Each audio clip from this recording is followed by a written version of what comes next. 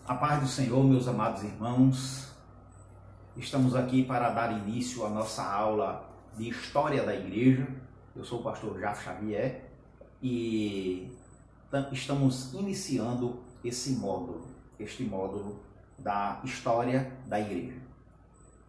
Eu gostaria de ler um trecho da Palavra de Deus que está no Evangelho de Mateus, no capítulo de número 16, versículo 18. Jesus, após a confissão de Pedro, ele vai dizer isto que eu vou narrar agora a Pedro. Também eu te digo que tu és Pedro, e sobre esta pedra edificarei a minha igreja, e as portas do inferno não prevalecerão contra ela. Graças a Deus, amados, nós iniciamos agora este curso da História da Igreja e eu sei que serão dias proveitosos, onde nós vamos aprender sobre a história da Igreja, desde a sua fundação até os dias atuais.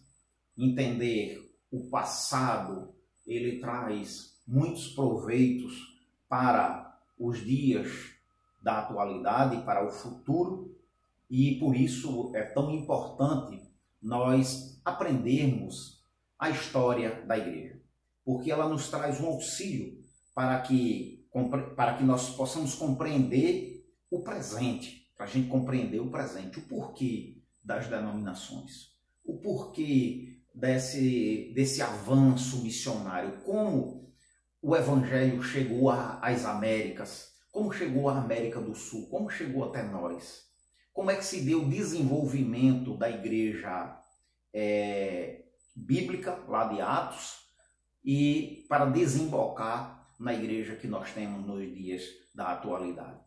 Nós vamos entender nesta matéria os grandes cismas da igreja, as divisões, e sobretudo a reforma protestante. Nós vamos entender o porquê da igreja moderna e contemporânea, e a história dos grandes avivamentos, e a história das grandes obras missionárias. Neste curso que nós estamos iniciando com esta aula, nós aprenderemos a história da igreja cristã que nasce lá em Atos, certo? É importante nós aprendermos essa disciplina, porque essa disciplina é um guia para os dias atuais, porque na verdade nós aprendemos com os erros dos homens do passado, com os erros e também com os acertos.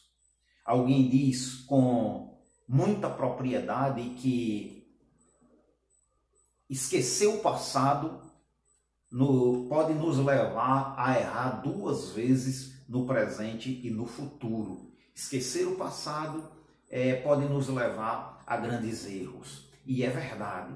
Hoje, na atualidade, a gente tem a igreja marchando a passos largos em caminhos, em erros que aconteceram no passado, e por a igreja estar desavisada, não conhecer, não querer tomar conhecimento da história no passado, ela tem trilhado os mesmos caminhos no presente. Conhecer a história da igreja é importante também porque ela é uma ferramenta prática para os nossos dias. O que a gente vai ver na história da igreja é um desenvolvimento de uma ortodoxia que desembocou na vida de muitos homens de Deus para uma ortopraxia, ou seja, um entendimento da doutrina correta leva a uma prática cristã correta, leva a uma vida piedosa. Essa disciplina, ela também é importante porque ela é uma força motivadora para a igreja dos dias atuais. Ela é uma força motriz para os nossos dias. Porque, olhando para o passado, nós vamos ver homens e mulheres de Deus que se dedicaram uma vida piedosa, uma vida cristã piedosa, se dedicaram a Deus com muita vontade, com muita dedicação, homens de Deus que viviam estudando a palavra, que viviam lendo a palavra, mas que não deixava a vida de oração de lado, homens como Jonathan Edwards, homens como George Whitefield e tantos outros, são, na verdade, para nós, um ícone, alguém que nós podemos nos espelhar e trilhar os mesmos caminhos nos dias atuais. Então, estudar a história da igreja é importante porque ela vai nos levar a uma vida cristã mais piedosa, uma vida cristã mais exemplar e vai nos fazer nos afastar de erros que foram cometidos ao longo dos anos no passado. Ok? A primeira pergunta que eu gostaria de responder nesse nosso estudo, nessa nossa palestra, nessa nossa conversa, é exatamente a pergunta: quando a igreja ela se originou? Quando foi fundada a igreja do Senhor?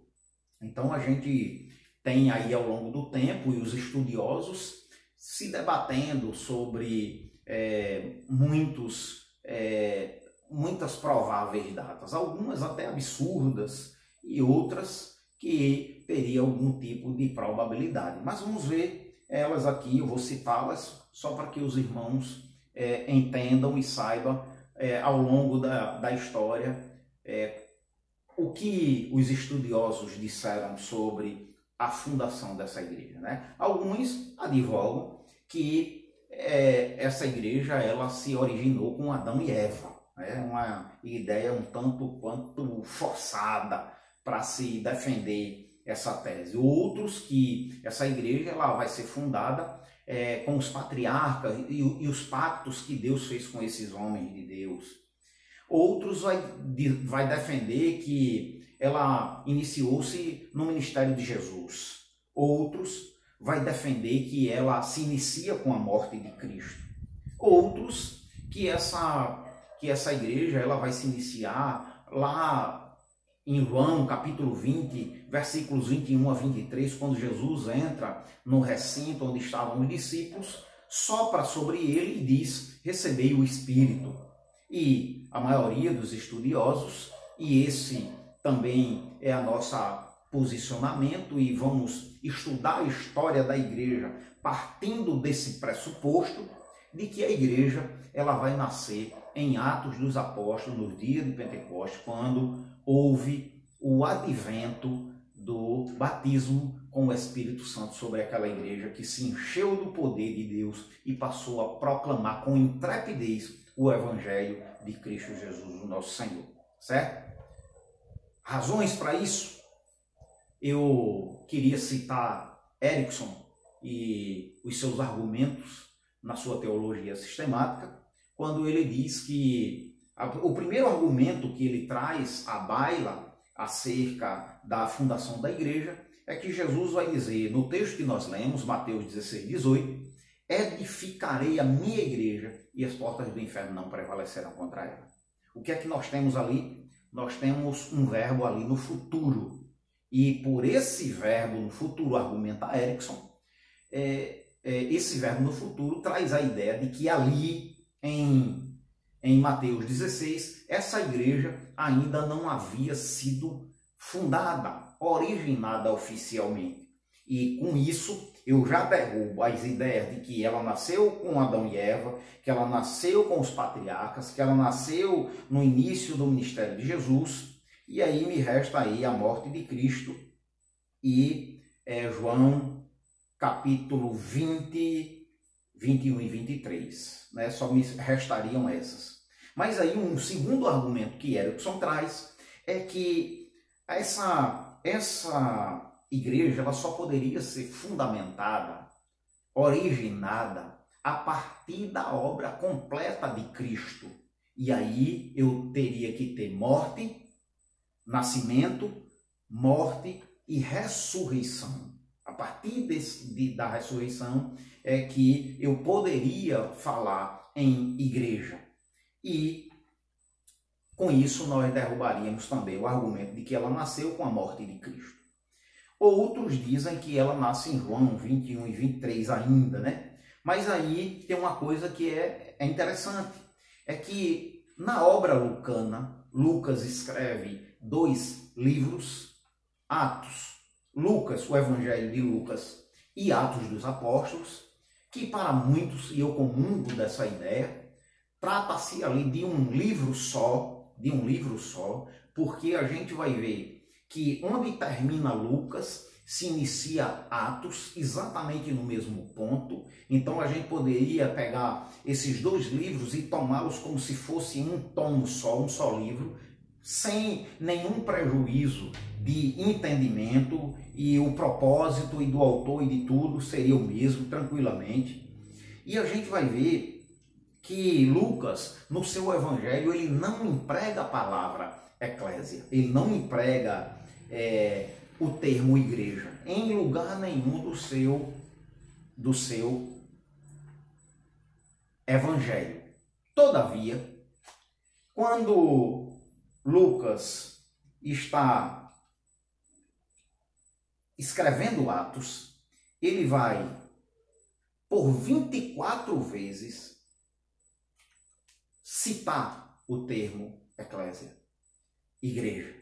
Então a gente pode, com isso, chegar à conclusão de que realmente essa igreja ela se inicia em Atos 2, com a vinda, o batismo com o Espírito Santo, onde aqueles homens estavam ali nos cenáculos reunidos naquela manhã durante a festa de Pentecostes. Ok? Divisões da história da igreja. A gente vai ter divisões da história da igreja, algumas divisões, tá certo? E isso aí eu gostaria de escrever aqui algumas coisas, a gente vai colocar aqui no quadro para você ir se situando e para ser mais didático, tá certo? Para ser mais didático. O primeiro período, a igreja vai nascer mais ou menos no ano 30 depois de Cristo, 30, 40, por volta desse período aí, tá certo? Adotando a apostila que nós temos cedido aí para os alunos do curso regular, nós vamos adotar a data de 30, né, da era cristã, como o início dessa igreja. E aí, a gente vai ter, em primeiro lugar, nas divisões da história da igreja, em primeiro lugar, nós vamos ter a história da igreja antiga. E ela vai do ano 30 ao ano 313, ok? História da igreja antiga, tá certo? Essa história da igreja antiga, ela vai ser também dividida em 3 partes. A primeira parte, nós temos a era apostólica.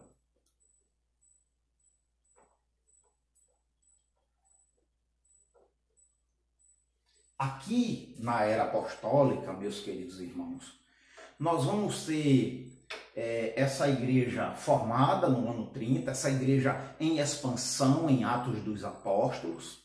Essa igreja começa a sofrer grandes perseguições, e essas perseguições elas vão acontecer a partir de líderes religiosos judaicos no seu início.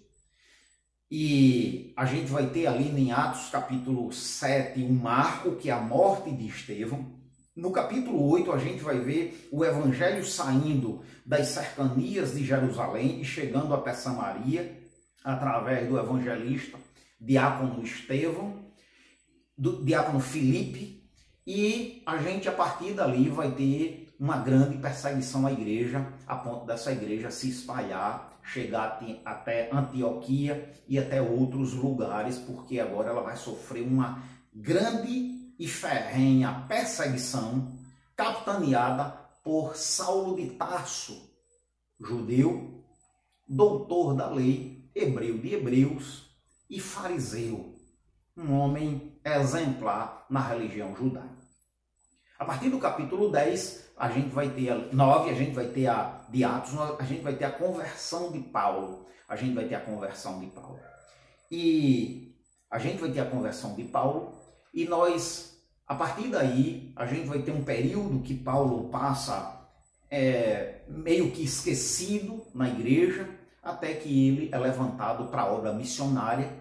E aí a gente vai ter lá em Atos capítulo 10 a obra, a salvação sendo anunciada aos gentios naquele episódio de Cornélio, e depois a gente vai ter aí a expansão missionária da igreja com Paulo e Barnabé a princípio, depois Paulo e Silas, e a gente vai ver o evangelho se espalhando pela Ásia, chegando até a Europa, lá no capítulo 16 de Atos.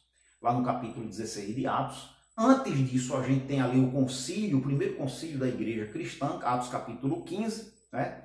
Liderado por Tiago, irmão de Jesus, e a gente vai ter essa igreja aí crescendo. Essa igreja, ela começa desde cedo, começa a enfrentar o problema das heresias, porque o gnosticismo ele começa a atacar a igreja. Eu estou dando aqui um panorama geral da história. Logicamente que ao longo do nosso curso nós vamos trazer mais detalhes acerca de todos esses fatos históricos que nós estamos citando aqui preliminarmente, tá certo? E a gente vai ter no ano 64, a gente vai ter um marco. A gente vai ter um marco e uma mudança na perseguição. Antes a perseguição ela se restringia muito aos judeus, né? A gente vai ver isso, Paulo sendo perseguido em Tessalônica, em Bereia, pelos próprios judeus. Mas no ano 64 a gente vai ter agora uma mudança nessa perseguição, porque essa perseguição ela vai ser agora não mais liderada, né, e protagonizada pelos judeus, mas agora ela vai ser protagonizada pelo Império Romano. No ano 64 da era cristã, no dia 17 de julho de 64, Nero, um homem perverso, um homem ímpio, de coração terrível, ele querendo construir uma Roma mais pungente, uma Roma maior, uma Roma mais grandiosa. Nero, ele era megalomaníaco. Ele, na noite de 17 de julho de 64, ele sobe a torre de Mecenas, devidamente vestido de ator, com o rosto bastante encerado, era a maquiagem dos teatros daquela época. Ele está ali tangendo a sua harpa e ele ordena que os seus soldados coloquem fogo em Roma. Um episódio que a gente conhece aí na história, né? E esse fogo ele se alastrou e continuou esse incêndio até o dia 24 de julho do mesmo ano de 64, tá certo? No final desse incêndio, dos 14 bairros de Roma, 10 haviam sido completamente destruídos pelas chamas, restando apenas 4 bairros. Esses 4 bairros eram predominantemente povoados por cristãos e judeus. Quando Nero percebe que o povo ficou revoltado com aquela atitude, ele vê no fato de ficarem poupados do incêndio apenas os bairros onde os cristãos e os judeus moravam predominantemente, ele viu ali um motivo para colocar a culpa nos cristãos. E Nero vai fazer isso, ele põe a culpa nos cristãos e a partir dali ele empreende uma grande ofensiva contra todos os cristãos. É nesse período em que o apóstolo Paulo é preso, levado a Roma preso, trancafiado num cárcere, e aí na sua segunda prisão em Roma, e dessa prisão Paulo não mais sairia com vida, não mais sairia com vida, né? A gente vai ter um segundo momento, que é a igreja. Essa igreja da era apostólica, ela vai do ano 30 até o ano 100. Até o ano 100. Uma segunda época é a era da igreja católica. Que essa era, ela vai exatamente do ano 30, do ano 100 até o ano 313 da nossa era, dos dias atuais, tá certo? Essa era é uma era de grande perseguição. Depois de Nero ter se suicidado, se levanta Domiciano como imperador romano. E Domiciano, ele empreendeu a mesma ou até mais severa perseguição que Nero havia iniciado. É Domiciano que vai prender João na ilha de Patmos e deixar João encarcerado, sem ter contato com o mundo, mas embora João tivesse sido cerceado de ter relações com os homens e de anunciar o evangelho a homens, os céus abriram e João tem as revelações do Apocalipse ali na ilha de Patmos. Então essa perseguição, ela aumenta, e a partir do ano 100 essa perseguição é ainda maior contra os cristãos, contra os cristãos, né? Milhares de cristãos morreram naqueles dias por força do Estado romano. Os cristãos eram perseguidos, os cristãos eram mortos por conta de leões famintos no Coliseu. Para os irmãos terem uma ideia, quando o Coliseu ele foi inaugurado, o Coliseu Romano, aquele monumento que ainda está lá e é um dos monumentos mais visitados pelos turistas, em 100 dias de festas, morreram na arena do Coliseu mais de 100.000 cristãos, mortos por leões, despedaçados por leões famintos, mortos por gladiadores, pisoteados por cavalos, mordidos por cães, ou simplesmente enforcados, decapitados, e a lista de perversidade, de atrocidade, ela é grande. Esses homens preferiram o martírio a negar a sua fé em Cristo Jesus. Foi um período terrível, onde o Estado perseguiu ferozmente a igreja cristã. Depois desse tempo aí, vem aquilo que a gente chama de era, letra C, era imperial.